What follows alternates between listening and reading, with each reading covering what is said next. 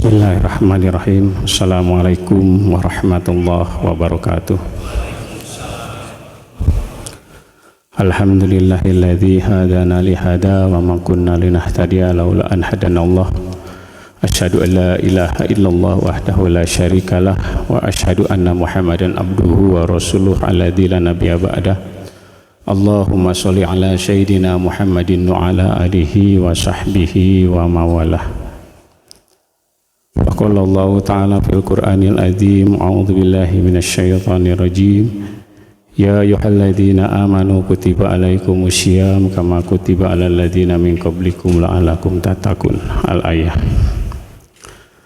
Hadirin rahimakumullah, jamaah Masjid Al-Ikhlas yang insyaallah dimuliakan oleh Allah Subhanahu wa taala. Marilah kita sama-sama memanjatkan puji syukur kehadirat Allah Subhanahu wa taala karena atas segala hidayahnya kita masih diberikan kekuatan, kesehatan sehingga kita masih bisa melaksanakan salah satu kewajiban kita, yakni salat Isya berjamaah di masjid ini. Kemudian kita masih diberikan kesempatan untuk melaksanakan salat Qiyamul Lail di masjid ini dalam keadaan sehat dan afiat. Ini perlu kita syukuri karena belum tentu saudara-saudara kita yang lain bisa melaksanakan kegiatan seperti kita malam ini. Alhamdulillah, kita masih memasuki hari kedua dari bulan Ramadan ini dengan penuh semangat untuk senantiasa meningkatkan keimanan dan ketakwaan kita kepada Allah Subhanahu wa taala. Bulan Ramadan adalah bulan yang diberkahi oleh Allah, di mana banyak sekali keuntungan-keuntungan bagi kita, kesempatan-kesempatan kita untuk meraihnya, meraih pahala yang sebanyak-banyaknya, meraih rahmat dari Allah Subhanahu wa taala. Oleh sebab itu, perlu kiranya kita untuk senantiasa lebih meningkatkan keimanan dan ketakwaan kita di bulan yang penuh berkah ini. Kita raih keberkahan bulan ini. Mudah-mudahan segala amaliyah ibadah kita dapat mengampuni dosa-dosa kita, dan mudah-mudahan apa yang kita lakukan selama ini diterima ibadah kita oleh Allah Subhanahu wa taala. Amin ya Allah ya rabbal alamin. Hadirin rahimakumullah, di dalam ayat Al-Baqarah 183 yang sekarang ini di bulan Ramadan ini adalah ayat yang paling populer, ya pasti di mana-mana dibacakan itu. Ya ayyuhalladzina amanu kutiba alaikumus syiyam. Wahai orang-orang yang beriman, diwajibkan atas kamu berpuasa. Jadi kewajiban puasa ini adalah diwajibkan kepada orang-orang yang beriman, orang-orang yang senantiasa percaya dengan Allah Subhanahu wa taala. Karena dengan keimanan inilah maka kita senantiasa untuk melakukan ibadah saum ini dengan sebaik-baiknya. Keimanan itu adalah yang pertama-tama menjadikan dasar pokok dalam kita melaksanakan suatu ibadah. Di dalam hadis Rasulullah sallallahu alaihi wasallam menyampaikan, qala Rasulullah sallallahu alaihi wasallam,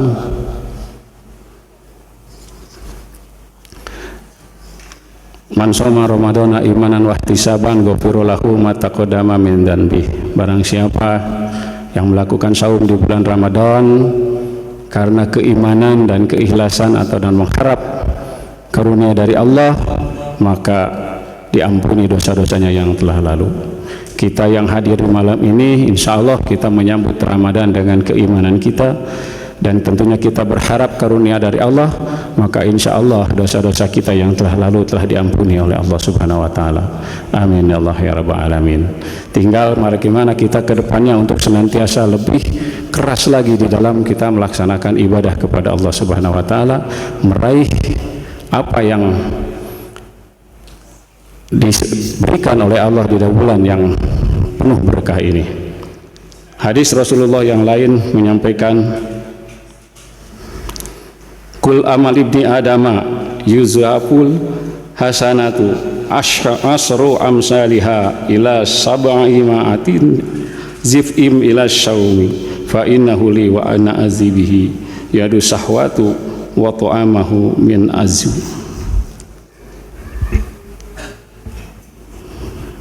Kata Rasul, setiap amal perbuatan anak Adam, ini adanya di hadis qudsi ya.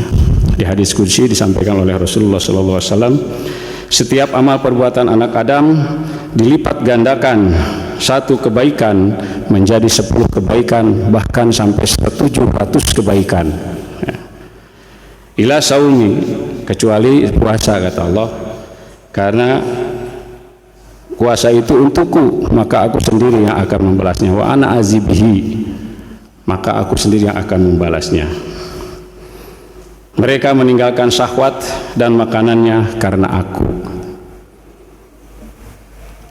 Hadirin rahimakumullah, dengan demikian kalau kita berpuasa dengan keimanan dan ketakwaan kita kepada Allah, maka Allah memberikan pahala puasa yang tiada terhingga, tiada terbatas. Rasul sendiri tidak tahu berapa banyak pahala puasa bagi kita mereka yang melakukan saum di bulan Ramadan ini.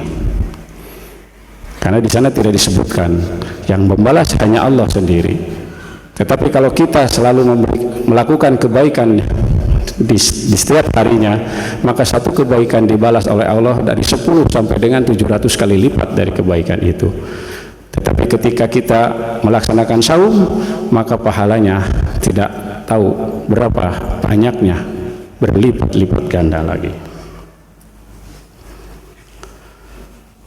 Dalam hadis yang lain yang diriwayatkan oleh Bukhari Muslim dari Ibu Abu Hurairah radhiyallahu an, Rasulullah bersabda, "Qul amal ibni Adam lahu ila saumi fa inna lahu li wa ana azibihi."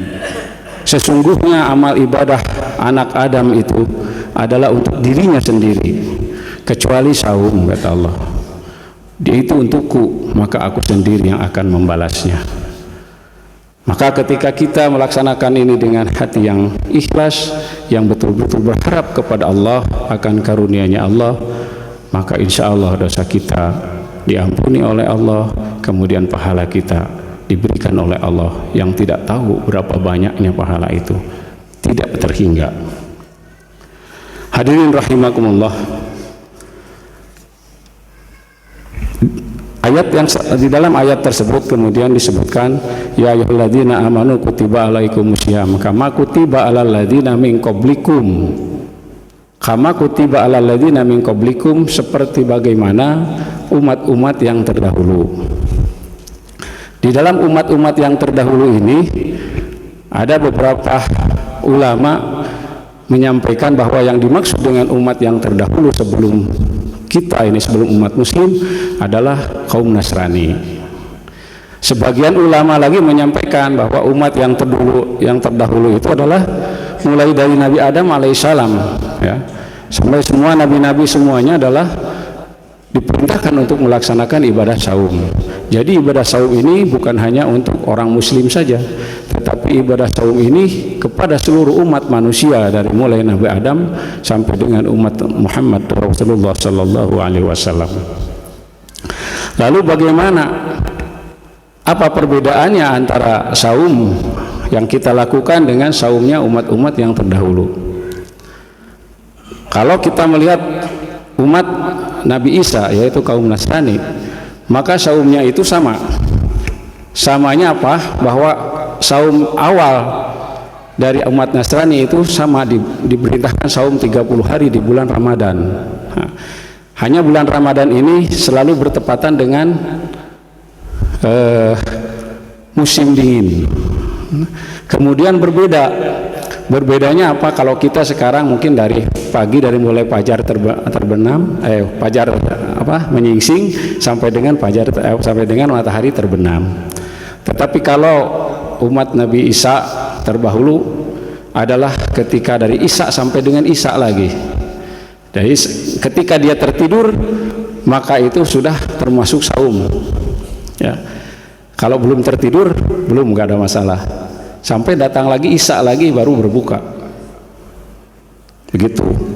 Nah, karena itu datang di musim dingin, maka beberapa pendetanya atau kaum ulamanya memindahkan perintah saum di bulan Ramadan itu dipindahkan kepada musim panas. Nah, karena ini berat katanya kan, kemudian dipindahkanlah ke musim panas. Nah, di musim panas karena kita memindahkan, mari kita ditambahkanlah menjadi 50 hari. Itu ditambahkan sendiri, jadi bukan perintah dari Allah, itu adalah perintah sendiri karena memindahkan dari musim dingin ke musim panas, maka ditambah menjadi 50 hari. Itu saumnya kaum Nasrani zaman Nabi Isa. Kalau zaman sekarang saya tidak tahu ya, mungkin berbeda. Kemudian bagaimana dengan saumnya yang lain? Rasulullah sendiri menyampaikan sesungguhnya saum yang paling baik adalah saum saudaraku Daud. Berarti zaman Nabi Daud pun ada perintah puasa, yaitu ketika satu hari dia berpuasa, satu hari berbuka, satu hari berpuasa, satu hari berbuka, dan itu sampai sekarang oleh umat muslim masih dilakukan. Mungkin bapak-bapak ini ada yang biasa melakukan saum Daud. Kemudian dalam satu kitab disampaikan juga bagaimana dengan Nabi Adam. Nabi Adam alaihissalam ketika dia diturunkan Allah ke bumi, maka badannya katanya berubah menjadi hitam, ya seperti orang negro mungkin ya. Nah, akhirnya Nabi Adam bermohon, ya Allah, kenapa badanku kulitku menjadi hitam begini, gosong karena terkena matahari. Maka turunlah Jibril, kemudian sama Jibril disampaikan, wahai Adam, puasalah kamu setiap tanggal 13, 14, 15 pada setiap bulan, maka kulitmu akan kembali putih. Maka Nabi Adam selalu melaksanakan saum tanggal 13, 14, 15 pada setiap bulannya, dan kita kenal saat ini adalah dengan Yaumul Bid, yaitu saum putih katanya, untuk yaitu kembalinya lagi dari hitam kulitnya Nabi Adam menjadi putih. Itu di dalam Wallahu a'lam bishawab, itu di dalam kitab yang saya baca seperti itu. Kemudian bagaimana dengan yang lain? Banyak juga kaum-kaum yang lain yang melaksanakan saum. Jadi istilahnya saum ini adalah bukan barang baru, tetapi memang diperintahkan kepada orang-orang, kepada manusia seluruhnya, dari mulai Nabi Adam sampai dengan Rasulullah Muhammad sallallahu alaihi wasallam. Hanya saja di dalam pelaksanaan saum ini kita pun mesti berhati-hati. Kenapa? Karena jangan sampai kita hanya mampu menahan lapar dan haus saja, tetapi ketika kita saum, maka seluruh panca indera kita harus ikut saum. Mata kita harus kita gunakan dengan sebaik-baiknya, melihat hal-hal yang baik-baik saja. Yang biasanya buka YouTube yang gak karuan, jangan dibuka lagi, Pak. Kemudian pendengaran kita, dengarkanlah apa yang baik-baik saja. Jangan mendengar hal-hal yang kurang baik, apalagi membicarakan aibnya orang lain. Demikian pula dengan lisan kita pun tentunya harus saum. Untuk senantiasa menjaga lisan kita dari hal-hal yang bisa menyinggung orang lain dan lain sebagainya. Yang biasanya kita mungkin bercanda-canda ya. Nah, di dalam bulan saum ini mari kita untuk mengerem sedikit. Kenapa demikian? Kata Rasulullah di dalam salah satu hadis menyampaikan, kamin saumin